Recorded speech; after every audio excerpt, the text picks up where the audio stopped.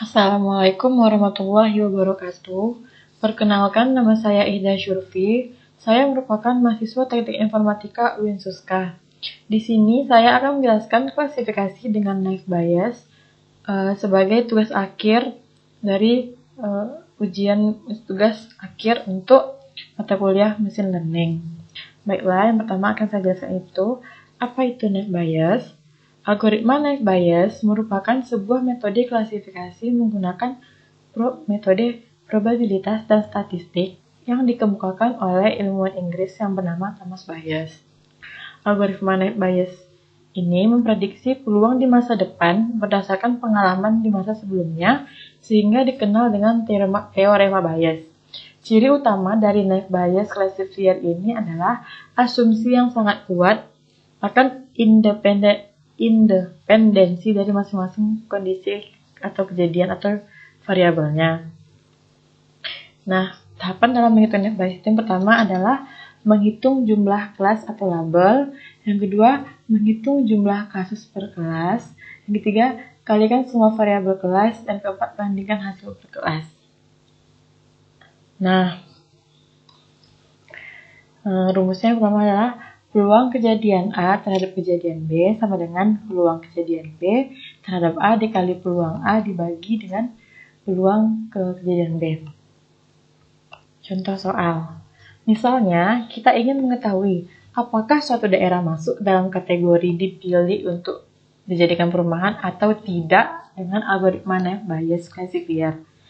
Untuk menetapkan suatu daerah akan dipilih atau tidaknya sebagai lokasi untuk mendirikan perumahan, ditentukan dengan 4 atribut dasar yang mempengaruhi apakah daerah tersebut cocok untuk dibangun perumahan atau tidak. Di sini ada 4 atribut dasar. Yang pertama, harga tanah per meter persegi, jarak daerah tersebut dari pusat kota, ada atau tidaknya angkutan umum dari daerah tersebut, yang keempat, keputusan untuk memilih daerah tersebut sebagai lokasi perumahan.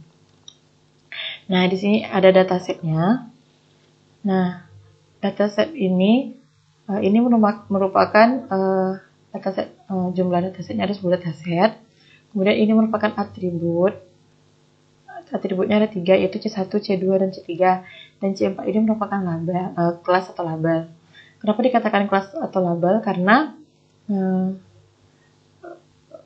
hasil dari data ini yang ya ini didapatkan dari tiga atribut ini. Jadi 3 atribut ini mempengaruhi hasil kelas atau label. Makanya ini jadi label karena dia ini tidak berdiri independen, dia ini kayak dipengaruhi dari ini nih. Nah, ini kan kayak harga tanah, jarak dari pusat ini kan merupakan atribut yang berdiri sendiri atau independen.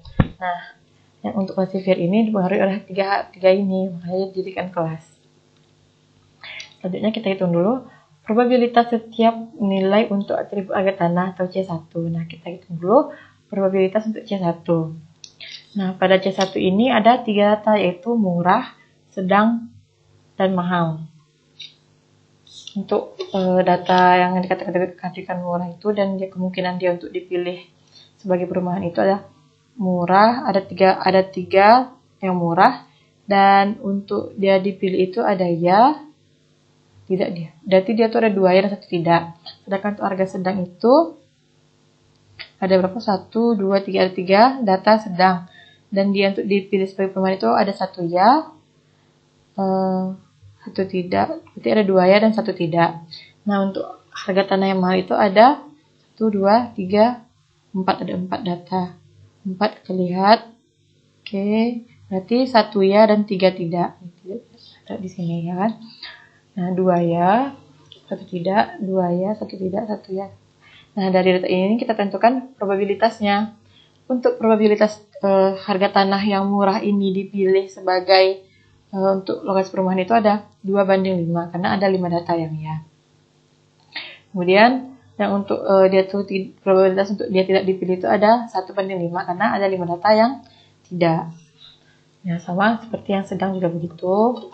2:5 karena ada 2 ya dan jumlah datanya ada 5, 1 tidak dan dia itu tidak dan jumlah datanya 5 sama dengan ini.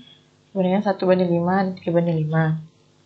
Selanjutnya kita hitung pula itu probabilitas kemunculan nilai untuk atribut jarak dari pusat kotak atau C2. Nah, kita lihat di sini.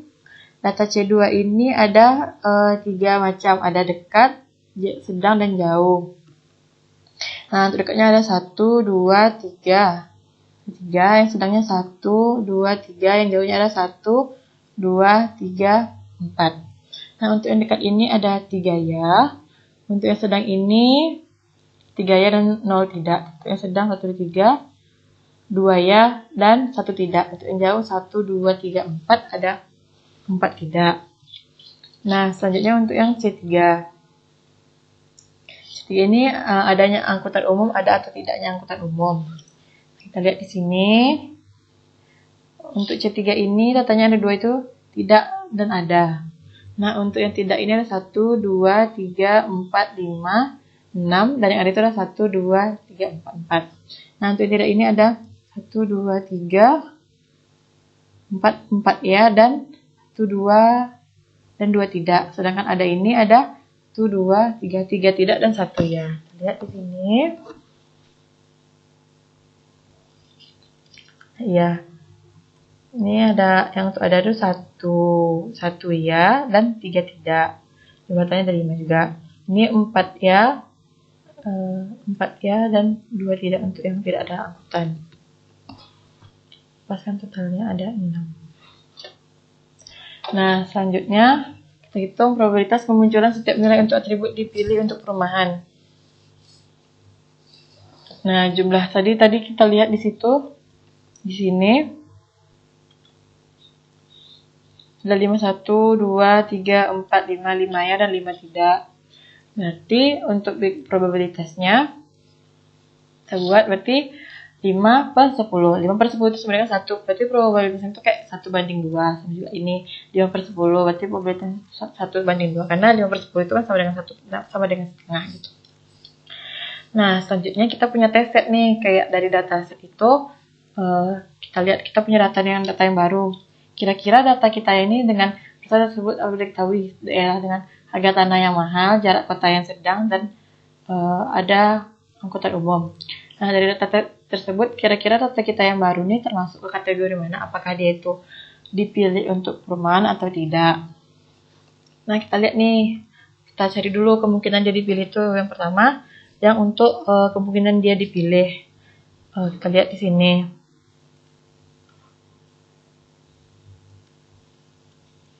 Tanah mahal.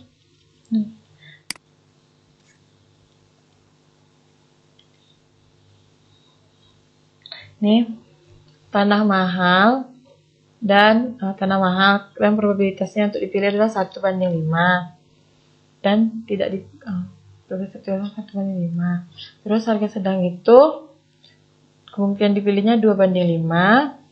Kemudian ada atau tidaknya angkutan umum adalah kemungkinan ia yaitu 1 banding 5. Kemudian peluang untuk ianya ada 5. Di sini kan harga tanah mahal 1 banding 5, jarak sedang 2 banding 5, adanya angkutan umum ada 1 banding 5, terus kayak probabilitas untuk ia itu ada 1 banding 2. Nah, kita kalikan hasilnya 2 per 250, kemudian kita dengan hasil yang berumpama jadi 2 bagi 250, 0,008.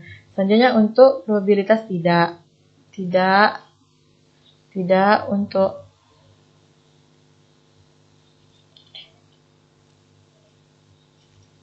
untuk tanah mahal ada 3 banding 5. Tidak untuk jarak sedang ada 1 banding 5. Tidak untuk adanya angkutan umum ada 3 banding 5. Dan probabilitas tidak itu ada 1 banding 2. Nah, di sini 3 per 5 dikali 1 per 5 dikali 3 per 5 dikali 1 per 2 sama dengan 9 per 250. Kita bagi 9 dibagi 250 sama dengan 0,036. Nah, ini probabilitas dapat dihitung dengan melakukan normalisasi terhadap likelihood tersebut sehingga jumlah nilai yang peroleh 1. Jadi kita normalisasi dulu biar nanti hasil probabilitasnya ditambah tidak itu hasilnya 1. Jadi kita likelihood 0,008. Ini yang probabilitas ya tadi dibagi probabilitas ya ditambah dengan probabilitas tidak. Untuk normalisasi sama dengan 0,182 dan untuk probabilitas tidaknya, probabilitas tidak dibagi ini seharusnya 0,8 probabilitas ya ditambah probabilitas tidak, jadi 0,818. Dari hasil di atas maka dapat disimpulkan bahwa data tersebut masuk dalam klasifikasi tidak karena nilainya lebih tinggi daripada yang ya. Jadi dari data kita ini yang tanah mahal, jarak dari pusat kota sedang, dan ada angkutan umum itu dia itu tidak dapat dijadikan untuk perumahan. Baiklah, sekian penjelasan dari saya. Mohon maaf apabila ada kekurangan dan kesalahan. Saya akhiri. Assalamualaikum warahmatullahi wabarakatuh.